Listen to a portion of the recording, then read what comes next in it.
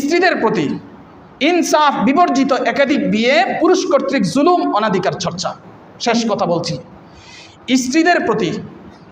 স্ত্রীদের প্রতি ইনসাফ বিবর্জিত, ইনসাফ রক্ষা না করে একাধিক বিয়ে করা, এটা পুরুষের পক্ষ থেকে স্ত্রীর প্রতি জুলুম এবং অনাধিকার চর্চা।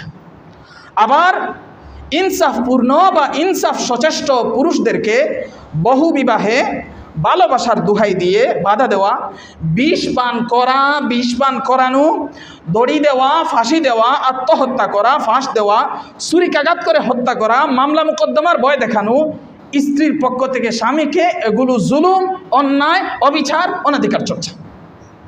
কথা বুঝে আসছে? আমার ভাইয়েরা, আমার পর্দার আড়ালের মা বোনেরা, 1 থেকে 5 নম্বর আয়াত পর্যন্ত তিলাওয়াত করেছি। আমি 3 এবং 4 নম্বর আয়াত সূরা নিসার, এই 2 আয়াত নিয়ে কিছু কথা বলবো। ভিতরে যারা আছেন মসজিদে তারা মনোযোগ দিয়ে শুনবেন, আর বাসা বাড়িতে যারা আছেন তারাও মনোযোগ দিয়ে শুনবেন। একটা কথাও এদিক সেদিক করবেন না। আমি সর্বোচ্চ চেষ্টা করব সবগুলো কথা অল্প সময়ে বলার। প্রিয় মুসল্লিগণ, সূরা নিসা আয়াত নাম্বার 3, 4 যা পরিবার, ন্যায় বিচার, নারীর অধিকার এবং বিয়ের দায়িত্ব সম্পর্কে সবচেয়ে ভারসাম্যপূর্ণ নির্দেশনা দিচ্ছে আমাদের। আজ আমরা সূরা নিসার 3 এবং 4 নম্বর আয়াত থেকে সমাজ, পরিবার, নারী পুরুষ এবং দায়িত্বের উপর অত্যন্ত গুরুত্বপূর্ণ আমরা কিছু উপদেশ গ্রহণ করব। পারবো তো ইনশাআল্লাহ? এই আয়াতে আল্লাহ তাআলা মানুষের প্রয়োজন, মানুষের দুর্বলতা, ন্যায় বিচার এবং সমাজের বিপদ সংকট বিবেচনা করে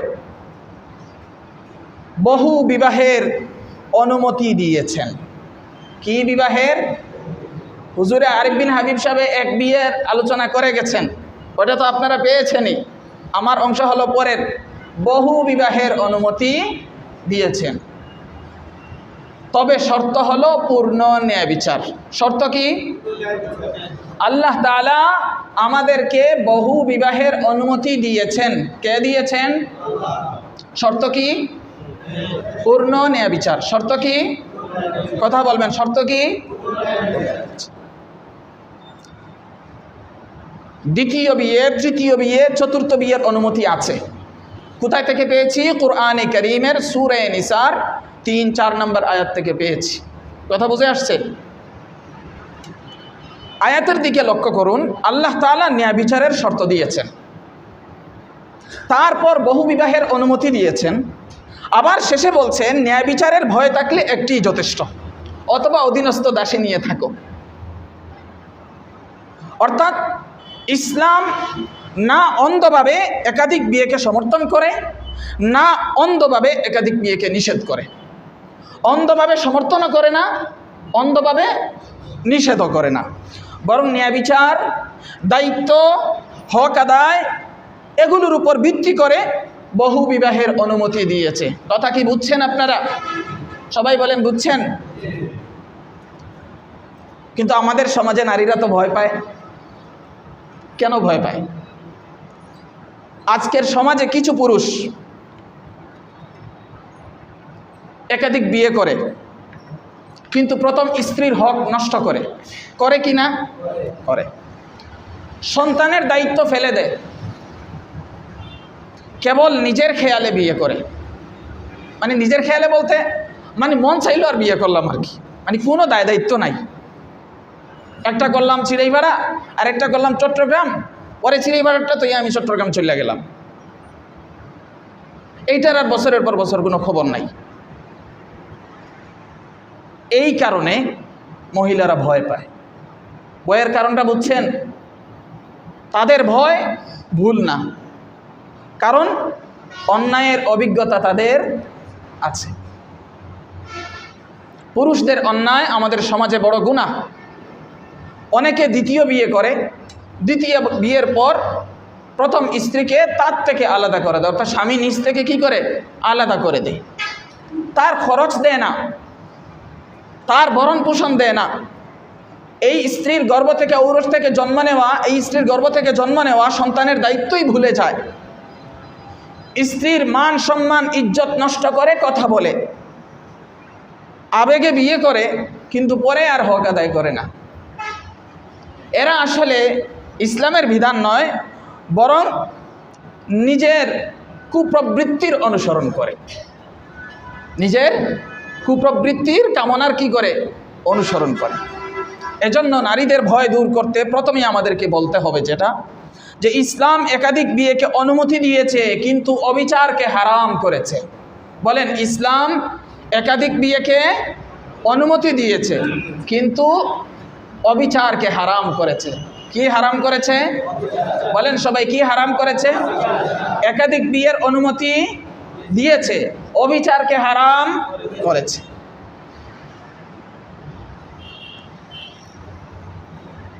আমার মুসল্লি ভাইয়েরা, ইসলাম বলে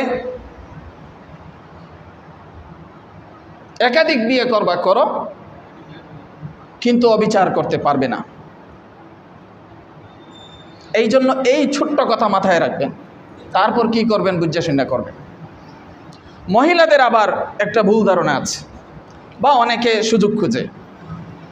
অনেক মহিলা যখন বুঝে যে শরীয়ত তো অনুমতি দিয়েছে, এখন স্বামীকে কিভাবে আটকাবো, বলে যে তুমি আমাকে বাড়ি বানিয়ে দাও। কি বানিয়ে দাও? আমাকে বাড়ি বানিয়ে দাও, তারপরে তুমি তোমার বিয়ে করো। বাড়ি বানানোর শর্ত দেয়। ইসলাম বলে বাড়ি বানানো শর্ত নয়। বাড়ি বানানো কি না? শর্ত না। স্বামী যদি খাবার, পরিধান, চিকিৎসা, থাকার ব্যবস্থা এগুলো দিতে পারে, তাহলে তার জন্য বিয়ে বৈধ। কথা বুঝেন? বাড়ি বানানো শর্ত নয়। এই শর্ত মহিলারা করলে এটা শর্তে ফাসিদ, অর্থাৎ এই শর্তটা অগ্রহণযোগ্য। লিখিতভাবে কোনো জায়গায় লিখলেও এটা অগ্রহণযোগ্য, কারণ আল্লাহ এই শর্ত দেন নাই। শর্ত কোনগুলো? খাবার, পরিধান, চিকিৎসা, থাকার ব্যবস্থা। এটা সে কীভাবে দেবে সে জানে। এগুলো যদি দেয় আর এরপরে যদি সে আরেকটা বিয়ে করে, তাহলে মহিলারা কি করতে পারবে না? স্বামীকে বাধা দিতে পারবে? পারবে না। আর বিয়ের যেই স্বামীর বিয়ের প্রয়োজন থাকে, প্রয়োজন নানান দিক থাকতে পারে, তাকে বিয়েতে অযথা স্বামী যদি ইনসাফ করতে পারে, সে ভরণ পোষণ, বাসস্থান, চিকিৎসা ব্যবস্থা সব কিছু দিয়ে সে অন্যত্র বিয়ে করে, আর স্ত্রী যদি কোনোভাবে বাধা দেয়, এই বাধা দেওয়া হচ্ছে গুনাহ। ছোট গুনাহ না, বড় গুনাহ। কি? বড় গুনাহ। বিয়ে 2টা 3টা 4টা করবেন তো দূর কি বাত, অনেকে আবার একটাও করে না। মোহর নিয়ে ভয়। অনেকে ভাবে নগদ মোহর দিতে না পারলে বিয়ে জায়েজ নয়। কি বলে? এটা অতিরিক্ত কথাবার্তা। এবং আরও বাড়িয়ে বলে, যদি মোহর নগদ না দিয়ে বিয়ে করো তাহলে এটা জিনা হবে। বলেন নাউজুবিল্লাহ। এটা একটা ভুল। মোহর নির্ধারণ করলেই, সাক্ষীদের সামনে প্রস্তাব কবুল করলেই বিয়ে হয়ে যায়। আলোচনা সাপেক্ষে মোহর নির্ধারণ হবে, এবং আলোচনা যদি হয়ে যায়, আমার তো এখন সামর্থ্য নেই, আমি পরে আস্তে আস্তে দিয়ে দিব, সমস্যা নাই, এটা সুবিধা মতো পরিশোধ করতে পারবে। আলোচনা, উভয় পক্ষের আলোচনা সাপেক্ষে। অতএব এই ধরনের ভুল যদি কারো মাথায় থাকে যে আমি মোহর নগদ পরিশোধ করতে পারবো না, হ্যাঁ, এই জন্য বিয়ে করব না, এই ধরনের চিন্তা করবেন না, বিশেষ করে এই সময়ে। কারণ সকালে আপনি সুফি সাহেব, বিকালে আপনার সব কাপড় চোপড় খুলে যাবে, সেটা চিন্তাও করতে পারবেন না। এমন হয়। আমার এলাকায় একটা বিয়ে করে না, একটা সাজলা লইব। কি হইব? তখন কি হইব? সাজলা লইব। বাপ ধরছে, পরিবারে টাকা পয়সা সব আছে, বিয়ে করতে চায় না। মা বাবা বিয়ে দিতে চান, বিয়ে করতে চায় না। ও মা, হঠাৎ করে একদিন কাজের মেয়েরে ধরছে চাপটা দিয়ে। এটা পুরুষ মানুষ, তুই কি আর সাজলা লবি? সাজলা লবি। এই জন্য এই সমস্ত কথাবার্তা কারো মুখে শোভা পায় না। আমরা সাধারণ মানুষ, ঠিক না? আমরা কি সাধারণ মানুষ, ওইভাবেই চলবো। বাজে কথা বলবো না, বাজে চিন্তা করব না, নিজেকে এত উচ্চ লেভেলে নিয়ে যাব না, চাপা মারে। এই জন্য এই বিষয়গুলো খেয়াল রাখবেন। বিধবা, তালাকপ্রাপ্তা, অসুস্থ স্ত্রী, এদের অধিকারের বিষয়ে আমাদের স্মরণ রাখতে হবে। আমাদের সমাজে বিধবা, তালাকপ্রাপ্তা, অসুস্থ বা সন্তান জন্মের পর দুর্বল নারীরা বছরের পর বছর অবহেলায় থাকে। পরিবার তাদের বিয়ে করতে দেয় না, পুরুষদের নামে অপবাদ লাগায়, কিন্তু ইসলাম তাদের বিয়ে করাকে সদকা, ইবাদত, নেক আমল ঘোষণা করেছে। তালাকপ্রাপ্তা নারীদেরকে বিয়ে করা কি ইবাদত, সওয়াব, সবের কাজ। বিধবা নারী যার স্বামী মারা গেছে তাকে বিয়ে করা এটা সবের কাজ। কিন্তু কি করে আমাদের সমাজ ব্যবস্থা এমন, এরে নিয়ে চিন্তা করে না, কিন্তু কোনো সময় দুর্ঘটনা যদি ঘটায় আবার মাইর দেওয়ার লেগে প্রস্তুত আছে। একাধিক বিয়েকে চরিত্রহীনতা বলা বড় গুনাহ। বলেন একাধিক বিয়েকে, বলেন সবাই, একাধিক বিয়েকে চরিত্রহীনতা বলা বড় গুনাহ। কথা বুঝছেন? একজন পুরুষ সর্বোচ্চ একসাথে ইনসাফ যদি রক্ষা করতে পারে, কয়জন রাখতে পারবে? এটা অনুমতি কে দিয়েছেন? শর্ত কি? ইনসাফ।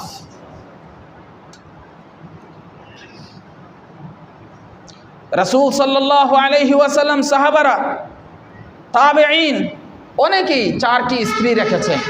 নবীজির হিসাবটা ভিন্ন, নবীজির অনেক স্ত্রী ছিলেন, ওইটা আমাদের না, ওইটা হিসাবটাই ভিন্ন। নবীজি ছাড়া বাকি সবার জন্য 4টার ঊর্ধ্বে অনুমতি নাই একসাথে। কথা বুঝছেন? তো ওদের তো তাহলে একাধিক বিয়ে যদি চরিত্রহীনতা হয়, তাহলে কি বলতে চাচ্ছ তুমি? কি বুঝাতে চাচ্ছ? কোথায় অপবাদ দিচ্ছ? আল্লাহর রাসূল সাল্লাল্লাহু আলাইহি ওয়াসাল্লাম তার সাহাবাদেরকে তুমি পরোক্ষভাবে গালি দিচ্ছ, তাই না? এই জন্য একাধিক বিয়েকে কি বলা যাবে না? চরিত্রহীনতা বলা যাবে না। এই একাধিক বিয়ে ছিল ইজ্জত, সম্মান, যুদ্ধ, অসহায় অনাথদের সহায়তা এবং নারী সমাজের নিরাপত্তা। আজ যারা বলে দ্বিতীয় বিয়ে মানেই খারাপ চরিত্র, তারা আসলে আল্লাহর ওহীর বিরোধিতা করছে। সেটা পুরুষ হোক কিংবা নারী, অজান্তে যদি করে থাকেন তাওবা করেন, আর জেনে বুঝে যদি করেন তাহলে ঈমান হারাতে পারেন। একাধিক বিয়েকে ঢালাওভাবে চরিত্রহীনতা বলবেন, এই সমস্ত কথাবার্তা আপনার ঈমানকে ধ্বংস করে দেবে। আল্লাহ প্রদত্ত কোনো হালালকে আপনার পক্ষ থেকে অযথা হারাম ঘোষণা করার কোনো কারণ নেই। আল্লাহ যা শর্ত দিয়েছেন সেটা খেয়াল করুন। ইমাম এবং আলিমদের প্রসঙ্গে বলি, আজকাল ইমামরা যদি দ্বিতীয় বিয়ে করেন, অনেকে বলে লুচ্ছা ইমাম। বলেনি? বলেন কি বলে? কথা বলবেন, জায়গা মতো কথা বলবেন। আজারে 4 হোস্টেল বললে লাভ নেই, এখানে নিজেরা বুঝে যাবেন, আলোচনা করে উত্তর দিয়ে যাবেন। বলে তো এটা ভয়ঙ্কর অপবাদ। এতে মানুষদের দিন ক্ষতিগ্রস্ত হয়, ধর্ম ক্ষতিগ্রস্ত হয়। হ্যাঁ, তবে সত্য একটা কথা আছে, সেটা হলো কিছু ইমাম ভুলভালভাবে বিয়ে করে, অন্যায় অবিচার করে, আর তার কারণে অন্যান্য ইমামদের বদনাম হয়। এটা তো ঠিক। তাই ইমাম যদি বিয়ে করতে চান, আলিমরা যদি বিয়ে করতে চান, আপনারা তো হলেন সমাজের আধ্যাত্মিক ধর্মীয় গুরু। আপনাদেরকে মানুষ দুনিয়ার ক্ষেত্রে সবসময় না মানলেও দিনের ক্ষেত্রে কি করে মানে। অতএব দায়িত্ব নেবেন। প্রথম স্ত্রীর হক নষ্ট করবেন না, সমাজে কোনো অন্যায় করবেন না, তাহলে বিয়ে করেন।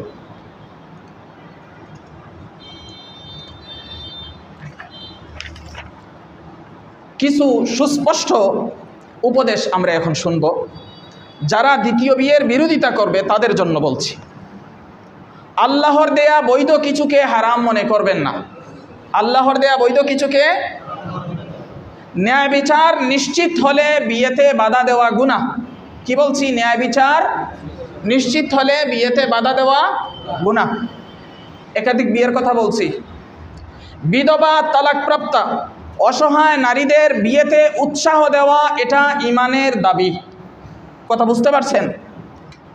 স্বামীকে পরকীয়া থেকে, হারাম সম্পর্ক থেকে বাঁচাতে স্ত্রীকেও সহায়তা করা উচিত। বুঝে নিন।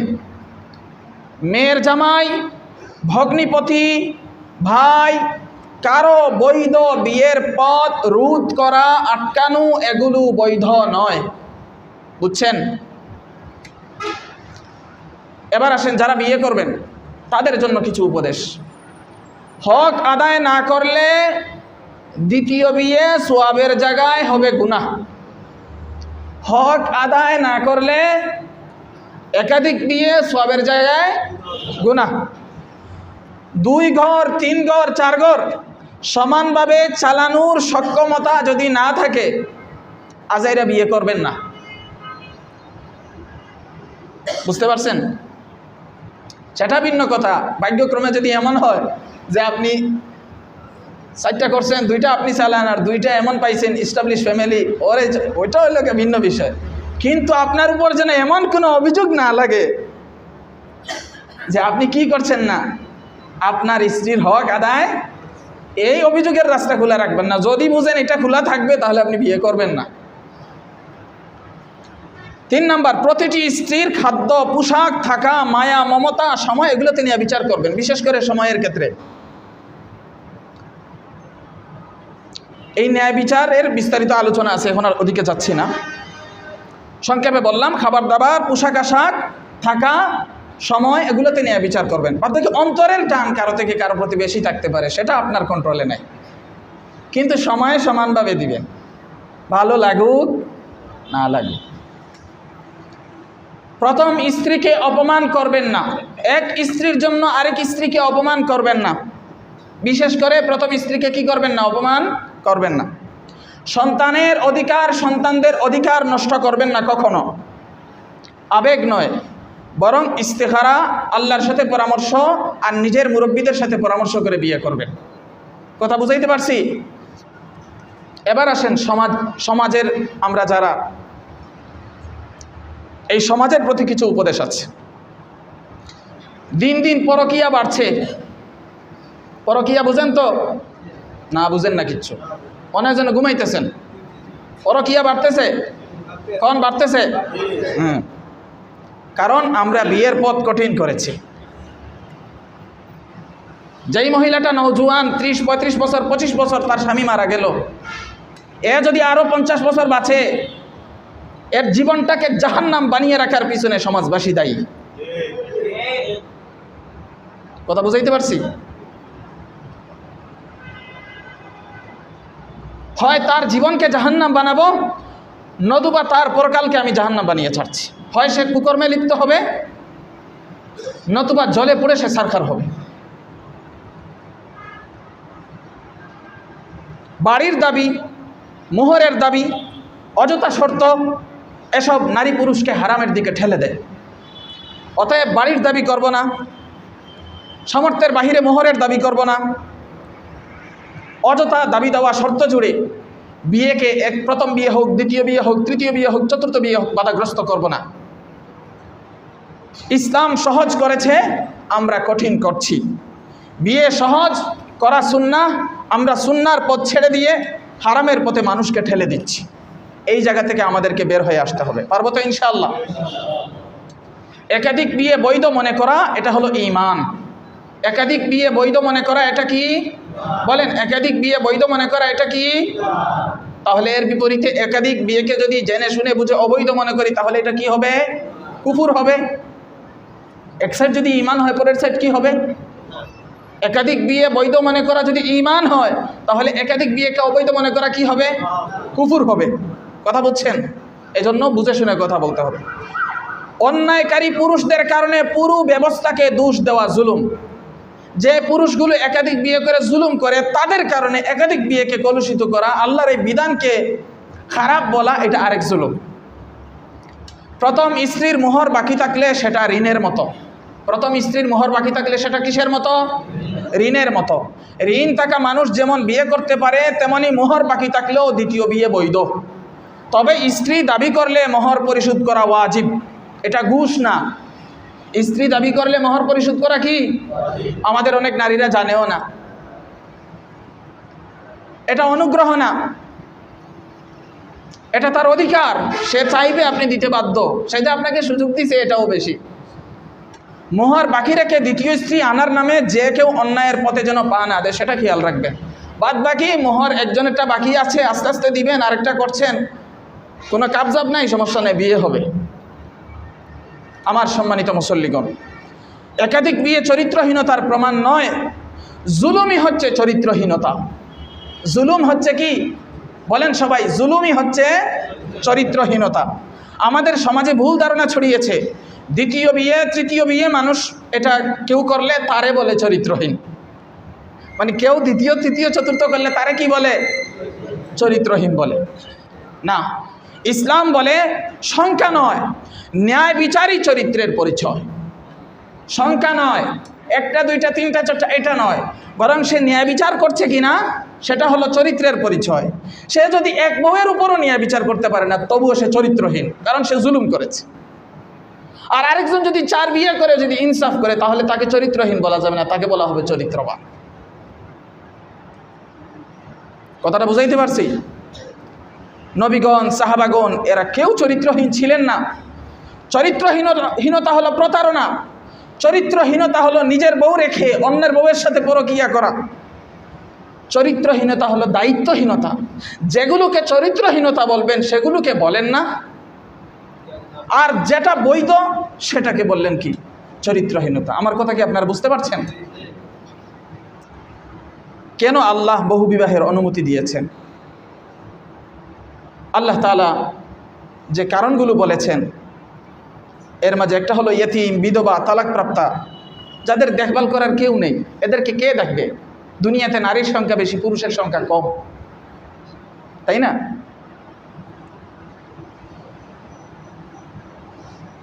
বাংলাদেশে বর্তমানেও প্রায় 50 লক্ষ নারী, সবাই যদি একটা একটা করে বিয়ে করেন, এরপরেও 50 লক্ষ নারী অবশিষ্ট থাকবে, এদের ভাগে স্বামী নাই। এই 50 লক্ষ নারী কি করবে? নারীর সংখ্যা পুরুষের চেয়ে বেশি। যুদ্ধ, দুর্যোগ, পুরুষের মৃত্যু আগে হয় না স্বাভাবিকভাবে? এই মহিলাদের দায়িত্ব কে নেবে? অসুস্থতা মহিলাদের, মাসিক পরবর্তী সমস্যা, সন্তান ধারণজনিত কষ্ট, গর্ভকালীন সময়ে স্বামীর বহু দাম্পত্য সমস্যার চাপ ইশারা ইঙ্গিতে বুঝে ফেলছেন। সন্তান হওয়ার পরে দীর্ঘদিন, এই সমস্ত কারণগুলো বিবেচনা করেই আল্লাহ তাআলা অনুমতি দিয়েছেন। তাছাড়া সমাজগুলোতে পরকীয়া, জিনা, ব্যভিচার বাড়ছে। আল্লাহ তাআলা বুঝে শুনেই বিধান দিয়েছেন। নারীরা যখন নিজেরা বিধবা হয় অথবা তারা যখন তালাকপ্রাপ্ত হয়, তখন বুঝতে পারে যে এটা কতটা কষ্ট। সে নিজে যখন তালাকপ্রাপ্ত হয়, নিজে যখন বিধবা হয়, তখন বুঝে, হারে এখন আমি কার কাছে যাব, আমি কিভাবে থাকব? মুখে যে যাই বলুক, উনিও মানুষ, আমিও মানুষ, আপনিও মানুষ, সবাই মানুষ। একটা মানুষ নিজের কষ্টের কথা নিজে বুঝে, তাই না? অতএব মুখে কি বলল এটা মাথায় রাখবেন। সবাই আল্লাহ তাআলা মানুষই বানাইছে, সবার মাঝেই আল্লাহ তাআলা চাহিদা সৃষ্টি করে দিচ্ছে। অসুস্থ ছাড়া চাহিদা সবারই কম বেশ আছে। আল্লাহ এসব সমস্যা সমাধানের জন্য বৈধ বিয়ের পথ দিয়েছেন, হারাম পথ রুদ্ধ করেছেন। নারীরা যাতে স্বামীর দ্বিতীয় বিয়েকে শত্রুতা না ভাবে, দ্বিতীয় বিয়ে প্রথম স্ত্রীকে কম মর্যাদা দেয় না। ইসলাম প্রথম স্ত্রীর অধিকার আরও শক্ত করেছে। দ্বিতীয় বিয়ে মানে প্রথম স্ত্রীকে বাদ দেওয়া নয়, বরং ন্যায় বিচারটা বন্টন করা। যদি স্বামী চরিত্র রক্ষার জন্য বৈধ পথে চলে, তাহলে তাকে বাধা দেওয়া ঠিক নয়। কেবল ভয় বা সমাজের চিন্তা দিয়ে আল্লাহর হালাল বিধানকে হারাম বলা যাবে না। পুরুষদের জন্য কঠোর সতর্কতা, বিয়ে করবেন তো হক আদায় করবেন। আজকের সমাজের সমস্যা একাধিক বিয়ের নয়, সমস্যা হলো দায়িত্বহীনতার। সমস্যা কিসের? দায়িত্বহীনতা। অনেক পুরুষ দ্বিতীয় বিয়ে করে, প্রথম স্ত্রী সন্তান উপেক্ষা করে, হক মারে, টাকা দেয় না, ভালোবাসা সম্মান দেয় না। এদের কারণেই নারীরা ভয় পায়। তাই পুরুষদের জন্য আল্লাহ কঠোর শর্ত দিয়েছেন, ন্যায় বিচার না পারলে একটি যথেষ্ট। যারা বিয়ে করে দায়িত্ব নেবে না, তাদের জন্য একাধিক বিয়ে করা হারাম। কি বলছি? যারা বিয়ে করে দায়িত্ব নেবে না, তাদের জন্য একাধিক বিয়ে করা কি হারাম। আমার ভাইয়েরা, বাড়ি না থাকলে বিয়ে বৈধ নয়, এই ধারণা ভুল। অনেকে বলে, এমনকি কোনো স্ত্রী স্বামীকে শর্ত দেয়, বাড়ি বানিয়ে দাও তারপর বিয়ে করো। সারা জীবনেও অনেক পুরুষের বাড়ি বানানো হবে না, হবে? আর আমরা যে ফকির, কি কন? হ্যাঁ,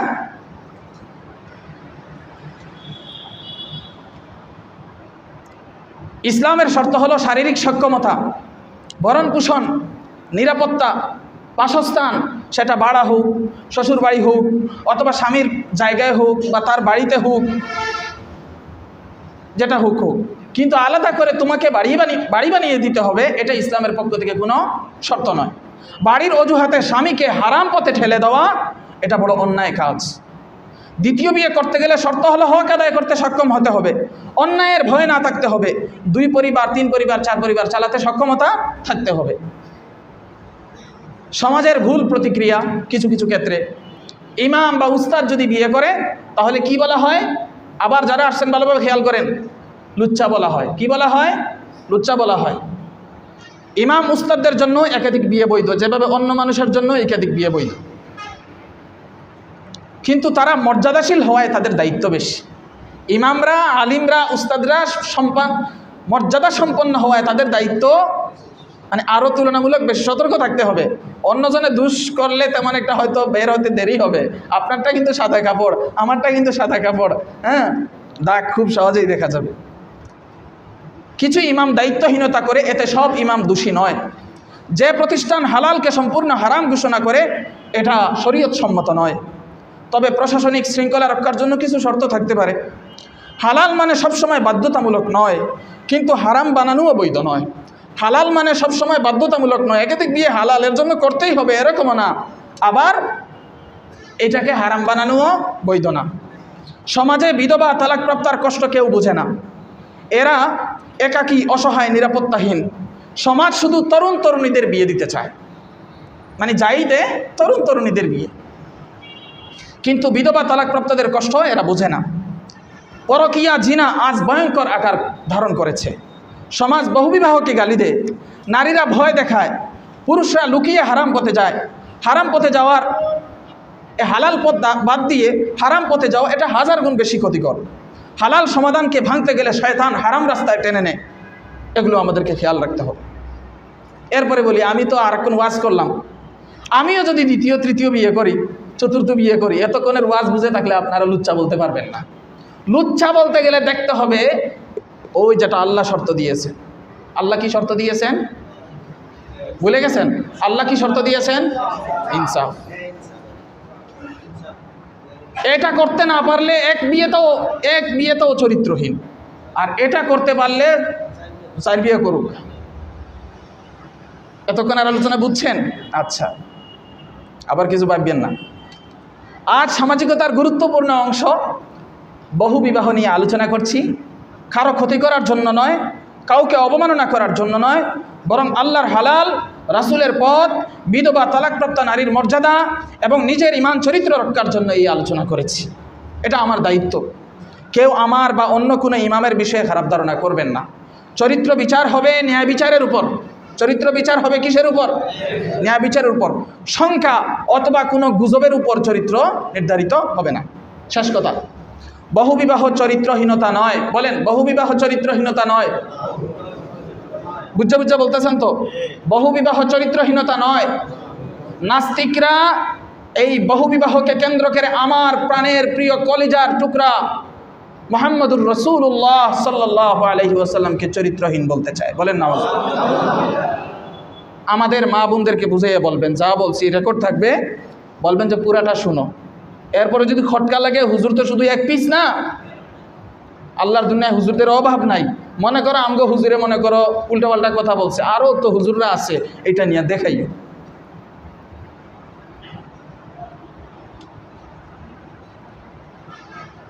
বহুবিবাহ কি নয়? চরিত্রহীনতা নয়, বরং জুলুমি হচ্ছে, অন্যায় অবিচার হচ্ছে চরিত্রহীনতা। দায়িত্ব পালন করলে এটি রহমত। দায়িত্ব পালন করলে বহুবিবাহ, বলেন, দায়িত্ব পালন করলে বহুবিবাহ রহমত। আর দায়িত্বহীনতা করলে এটা হচ্ছে একটা অভিশাপ। দায়িত্বহীনতা করলে এটা হচ্ছে একটা অভিশাপ। নারী পুরুষ উভয়ই আল্লাহর হালালকে সম্মান করুন, আর হারাম পরকীয়াকে অপছন্দ করুন, হারাম পরকীয়াকে বর্জন করুন, আর বিয়ে নামক আল্লাহ প্রদত্ত বৈধ যে বিধান সেটাকে গ্রহণ করুন। পারবেন তো ইনশাআল্লাহ? আল্লাহ আমাদের সবাইকে তৌফিক দিন। শরীয়তে দ্বিতীয় বিয়েতে প্রথম স্ত্রীর অনুমতি শর্ত নয়। ভালোভাবে বুঝেন, শরীয়তে দ্বিতীয় বিয়েতে প্রথম স্ত্রীর অনুমতি শর্ত নয়। এটা হলো দেশীয় আইনে করছে, শরীয়তে নাই। হক আদায় ঠিক রেখে ফিতনা এড়াতে ক্ষেত্র বিশেষে বিয়ে গোপন করা জায়েজ আছে, কিন্তু হক নষ্ট হলে বা উদ্দেশ্য খারাপ হলে গোপনে যদি বিয়ে করে এটা এক ধরনের প্রতারণা। কথাটা বুঝছেন? শুধুমাত্র স্ত্রীর সাথে ফিতনা না জড়াতে বিশেষ প্রয়োজনে আলোচনা সাপেক্ষে ক্ষেত্র বিশেষে কারোর জন্য গোপন করা যায়। কিন্তু এটা যেহেতু বৈধ বিষয়, আপনি প্রথমত স্ত্রীরে বুঝিয়ে শুনিয়ে তার সাথে লিয়াজু করেই আপনি বিয়ে করেন, তার সাথেও তো সংসার করবেন। আপনি সৌজন্যতাবোধ কোথায় গেল? আপনি যদি আপনার স্ত্রীকে না জানিয়ে করেন তাহলে 2 দিন পরে যখন প্রেশার আসবে এদিক থেকে ওদিক থেকে, তখন তো আবার এই বউরে ছাড়িয়ে দিবেন। বিয়ে তো বৈধ হয়ে যাবে গোপনে করলেও, সাক্ষী থাকলে, প্রস্তাব দিলে, কবুল করলে, কিন্তু 2 দিন পরেই তো আপনার শুরু হয়ে যাব এলোমেলো। কারণ সবাই তো এখনও তো সবাই পুরা বুঝে না, শয়তান তো সবসময় সোয়ার আছে। তো এই জন্য জানাইয়া শুনাইয়া বিয়ে করবেন যদি করেন। তবে মাসআলা বলছি, যদি গোপনে করে ফেলে বিয়া হইয়া যাইব, কিন্তু হইয়া যাইব দেখে এরকমই হতে হবে কেন? জানাইয়া করবেন। আপনি যদি বউরে জানাইয়াই বিয়ে না করতে পারেন তো আপনি পুরুষই না, কাপুরুষ। আপনি কেমনে 4টা বিয়ে করবেন? আমার কথা কি বুঝছেন? আপনার এতটুকু হিম্মত নাই। আপনি বলতে পারেন আমার 2টা গাড়ি আছে, 3টা গাড়ি আছে, আমার 4টা বাড়ি আছে, খুব আমার 10টা সন্তান আছে, সব কিছুতে আমার আছে। বউয়ের বেলায় গিয়ে বিলাই হয়ে যান কে লেগে? বলতে পারেন না আমার 4টা বউ আছে, আমার 3টা বউ আছে। কে? বোঝা গেল আগে আমাকে সুপুরুষ হতে হবে, নিজের দৃঢ়তা আনেন আগে। বউরেই যদি বলতে পারেন না, আপনার কেটে গেছে বিয়ে করতে, আপনি তো 2 দিন পরে শয়তানি করবেন। এই জন্য জানাই শুনে বিয়ে করবেন। পারবেন তো ইনশাআল্লাহ? চুরি চামারি করেন না, আল্লাহ আমারও চুর চামার না বানাক। আর যারা দ্বিতীয় বিয়েকে চরিত্রহীনতা বলে তারা কোরআনের বিরোধিতা করে। সূরা নিসা 2, 3, 4 নম্বর আয়াতের কি করে? বিরোধিতা করে। আর জেনে শুনে বুঝে কোরআনের বিরোধিতা করলে ঈমান চলে যাবে। তবে সৌজন্যতা হলো স্ত্রীকে জানাবেন, স্ত্রীরও সৌজন্যতা হলো স্ত্রী বাধা দিবে না। সবাই জানাজানি করে বিয়ে করবেন, এটাই শরীয়তের মূল চাওয়া। আর যাদের স্ত্রী রাজি নয় বা বিষয়টি স্ত্রীরা বুঝে না, তাদেরকে দীর্ঘ সময় বুঝাবেন। এতক্ষণ আমি আপনাদেরকে যা বুঝালাম এরকম বুঝাইতে থাকবেন, আল্লাহ চাহে তো এক সময় বুঝবে। হুদাই ঝগড়া বাঁধাইয়েন না। স্ত্রীদের প্রতি ইনসাফ বিবর্জিত একাধিক বিয়ে, পুরুষ কর্তৃক জুলুম, অনাধিকার চর্চা। শেষ কথা বলছি, স্ত্রীদের প্রতি ইনসাফ বিবর্জিত, ইনসাফ রক্ষা না করে একাধিক বিয়ে করা, এটা পুরুষের পক্ষ থেকে স্ত্রীর প্রতি জুলুম এবং অনাধিকার চর্চা। আবার ইনসাফপূর্ণ বা ইনসাফ সচেষ্ট পুরুষদেরকে বহু বিবাহে ভালোবাসার দোহাই দিয়ে বাধা দেওয়া, বিষ পান করানো, দড়ি দেওয়া, ফাঁসি দেওয়া, আত্মহত্যা করা, ফাঁস দেওয়া, ছুরিকাঘাত করে হত্যা করা, মামলা মোকদ্দমার ভয় দেখানো স্ত্রীর পক্ষ থেকে স্বামীকে, এগুলো জুলুম, অন্যায়, অবিচার, অনাধিকার চর্চা। কথা বুঝে আসছে? ভালোবাসার লাশারিক দাবিদার কেবলমাত্র আল্লাহ তাআলা। এই কথা বুঝছেন? আমার ভালোবাসায় আর কেউ শরীক হতে পারবেন না, এই কথা কে বলবে? আর কারো এই অধিকার নাই। এই যে মা বোনেরা ভালোভাবে স্মরণ রাখেন যে আমার ভালোবাসা ভাগ করব না, এই জাতীয় কথাবার্তা বলবেন না। এগুলো বলবেন কেবল আল্লাহ। এগুলো কে বলবেন? আল্লাহ চান ওনার সাথে যে ভালোবাসাটা, ওখানে আর কেউ শরীক না হোক, এটা কেবল ওনার জন্য। আর বাকি সব স্বাভাবিক গতিতে চলবে। যে ভালোবাসা আমাদেরকে দিচ্ছেন ওটা স্বাভাবিক গতিতে চলবে। এখন বলতে পারেন তাহলে তো পুরুষরা যেহেতু বিয়ে 4টা করতে পারে, তাহলে একজন মহিলাও 4টা পুরুষ বিয়ে করুক। আল্লাহ এটা হারাম করেছেন। যেই আল্লাহ একাধিক বিয়ে পুরুষের জন্য হালাল করেছেন, সেই আল্লাহই একাধিক বিয়ে নারীর জন্য কেন করেছেন সেটা তিনিই স্রষ্টা, তিনিই ভালো জানেন। তবে একটা হিকমত আছে বাহ্যিকভাবে, যেটা আমাদের বোধগম্য, যে সন্তান আসে মহিলাদের পাত্র কয়টা? একটা। একাধিক পুরুষের সাথে যদি বিয়ে হয়, মেলামেশা হয়, তাহলে সন্তান এটা কার নির্ধারণ করবে কে? যার সন্তান জন্ম নেবে। এই জন্য আল্লাহ তাআলা এটা বৈধ করেন নাই। এছাড়া আর কোন কারণে করেন নাই তিনি জানেন। তবে আরেকটা জিনিস আছে, যেভাবে আল্লাহ তাআলা একাধিক বিয়ে পুরুষের জন্য বৈধ রেখেছেন, ঠিক তেমনিভাবে পুরুষদের মনের মাঝে ওই রকম চাওয়াও দিয়ে দিয়েছেন। সব পুরুষেরই কম বেশ মন চায় একাধিক বিয়ে করতে চায় না? সবাই সবাই চুপি সাপ সাচ্ছে, সত্য কথা বলেন, বললোকে ক্যাসাল করেন না। এই সমস্ত কারণেই তো বউয়েরা ভুল বুঝে। আপনি আমার সাথে আমার চেয়ে বেশি তাহাজ্জুদ পড়েন, আপনি আমার চেয়ে বেশি রোজা রাখেন, আমি এটা নিজের বুজুর্গি বলতেছি না, নিজের বুজুর্গি বলতেছি না, এটা হলো বাস্তবতা। আপনি আমার চেয়ে বেশি, একজন ইমাম হিসাবে বলছি, আপনি আমার চেয়ে বেশি মুজাহাদা করেনও না, সত্য কথা বললেন। আল্লাহ তাআলা পুরুষদেরকে এমনভাবে বানাইছে, এদের চাহিদা এমনভাবে তৈরি করে দিছে, এদের মনে চায় কি আরো বিয়ে। কিন্তু মহিলাদেরকে আল্লাহ তাআলা এমনভাবে বানাইছে, ভালো একটা স্বামী যদি পায় ওদের মন আরো কোনো দিকে যায় না, এই বাদাম্যা হইলে যায়। কথা বুঝছেন? স্বামী যদি বাদাম্যা হয় তাইলে অন্যদিকে মন যায়, নতুবা স্বামী যদি ভালো হয়, হ্যাঁ, কোনো পরকীয়া টরকিয়া না জড়ায়, মাদকে না জড়ায়, ইনসাফের সাথে চালায়, তার ভরণ পোষণ ঠিক মতো দেয়, এই মহিলা এই স্বামী ছাড়া আর কিচ্ছুই বুঝে না। শয়নে স্বপনে উঠতে বসতে শুধু তার কথাই ভাবে। এটা কে করে দিয়েছেন? এবার বুঝছেন? আর পুরুষরা যাতে একাধিক বিয়ে করে, এই জন্য পুরুষদেরকে ওই হাজার ভালোবাসলেও দিলের ভিতরে আল্লাহ এমনভাবে বানাইয়া দিচ্ছেন, মনে চায় আরেকটা করতে। এটা কে দিছেন? সোজা কথা বললেন। ফির বুজুর্গি কোন জায়গায় কিভাবে দেখাইবেন এটা খেয়াল রাখবেন। খুদে আজেরে নিজেরা খুব পবিত্র সাজায়েন না, আমরা মাত্রা জানি কার কতটুকু, এটা মাত্রা আল্লাহ দিয়ে দিছেন। এটা আমরা দুর্বল, আমরা পুরুষরা দুর্বল। একজন নারীকে দেখলে আমাদের মন মুহূর্তের ভিতরে পাগল হয়, কিন্তু একজন নারী আমাদেরকে দেখলে মুহূর্তের ভিতরে পাগল হয় না। এটা ভাববেন না সবাই জুলেখা আর ইউসুফ হয়ে গেছে, এরকম না। নারীরা পুরুষকে দেখলেই মুহূর্তের ভিতরে আকৃষ্ট হয় না, কিন্তু পুরুষরা নারীকে দেখলে মুহূর্তের ভিতরে আকৃষ্ট হতে পারে। পুরুষরা দুর্বল বেশি। যদি আল্লাহ পুরুষদেরকে দুর্বল বানায়া না দিতেন তাহলে এই পুরুষরা নারীদের উপর অনেক বেশি জুলুম করত। আল্লাহ তাআলা এই দুর্বলতা দিয়েছেন দেখেই দিনের বেলা ঝগড়া করলেও রাত্রিকে প্রয়োজনে পায়ে ধরে। বুঝছেন? আল্লাহ তাআলা আমাদের সবাইকে, যা আলোচনা করলাম, সময় নিলাম, এ বিষয়ে আর আলোচনা করবো না, এখানেই শেষ। আরিফ বিন হাবিব সাহেব যা আলোচনা করছেন সেটাও আপনারা পাবেন নেটে, আর এখন যা আলোচনা করছি তাও পাবেন। আর কেউ যদি বিয়ে টিয়ে করেন তাইলে পুরা আলোচনাটা বউরে, মারে, বোনরে, বাপরে, 14 গোষ্ঠীরে শুনাইয়েন। এরপরে যদি বুঝাইতে বুঝাইতে না বুঝে তাহলে আপনার রাস্তা খোলা আছে, আপনি বিয়ে করতে পারবেন, আল্লাহ হালাল করে দিচ্ছে, করতে পারবেন আপনার যদি ইনসাফ করার সক্ষমতা থাকে, এরকম হেডাম যদি থাকে। কিন্তু এটা কষ্ট লাগে ভাই, যে আমার মহল্লায় থাকবে, আপনি বিয়ে করবেন, বিয়ে করে আপনি বউ এখানে একটা ফালায় দিয়ে যাইবেন গা, সন্তানাদির খবর নেবেন না, এগুলো অত্যন্ত খারাপ জিনিস, গর্হিত জিনিস, এগুলো করেন না। আর এটাও খারাপ লাগে ওই সমস্ত মা বোনদের প্রতি যারা স্বামী বিয়ে করেছে দেখে আত্মহত্যা করে, গলায় দড়ি দেয়, বিষ খায়, স্বামীকে ঘুমের মাঝে জবাই করতে যায়, করছে না? সিলেটেই তো গত বছর মনে হয় একজন ইমাম সাহেবের এই তো বউয়ে খুন করলো। আর কই যাইবেন? আর নিচে যাইবেন কেন? এগুলো মাত্রাতিরিক্ত। কি করছো তুমি? কি করছো তুমি? এটা কি তোমার জীবন? এই সমস্ত অন্যায়ের প্রতি কেউ যাব না। কোনো ছুরিকাঘাত, কোনো ফাঁসি, কোনো দড়ি, কোনো লাঠিসোঁটা, হ্যাঁ, কোনো মামলা মোকদ্দমা, এগুলিতে যাব না। বরং সবাই বুঝের উপর চলবো, পারবো তো ইনশাআল্লাহ।